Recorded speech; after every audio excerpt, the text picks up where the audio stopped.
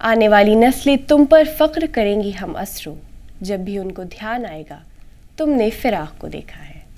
फिराक गोरखपुरी उर्दू शायरी का एक बहुत बड़ा नाम है जो आज भी लोगों के जहनों में जिंदा है।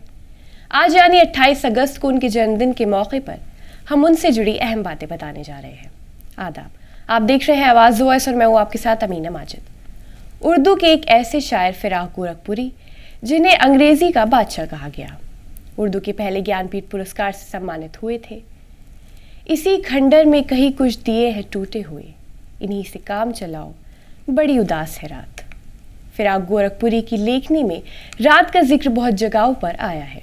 कहा जाता है कि उन्हें नींद बहुत कम आती थी, वो देर रात तक जागा करते थे और लिखते रहते थे। फिराक गोरखपुरी ने उर्दू और फारसी की तालीम घर से ही हासिल की थी। इसके बाद उन्होंने गवर्नमेंट जुबली कॉलेज गोरखपुर से मैट्रिक की परीक्षा पास की। बता दें कि स्कूली शिक्षा के दौरान ही उनका साहित्य की तरफ रुझान बढ़ा। इसी बीच उनकी शादी 18 साल की उम्र में किशोरी देवी से हो गई थी। वही उन्होंने अपनी पहली गज़ल 1916 में 20 साल की उम्र में लिखी थी। फिर उन्होंने 1917 में इलाहाबाद यूनिवर्सिटी से बीए का इम्तिहान पास किया।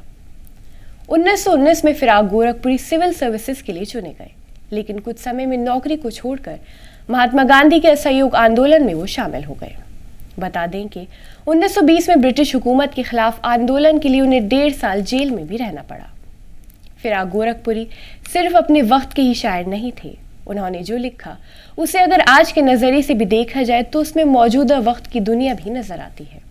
उन्होंने आज की दुनिया नाम से एक नज्म लिखी जिसमें वो लिखते हैं, दुनिया को इनकलाब की याद आ रही है आज, तारीख अपने आप को दोहरा रही है आज।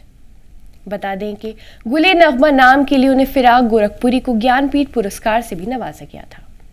फिराक गोरखपुरी का 3 मार्च 1982 को 85 साल की उम्र में इंतकाल हो गया।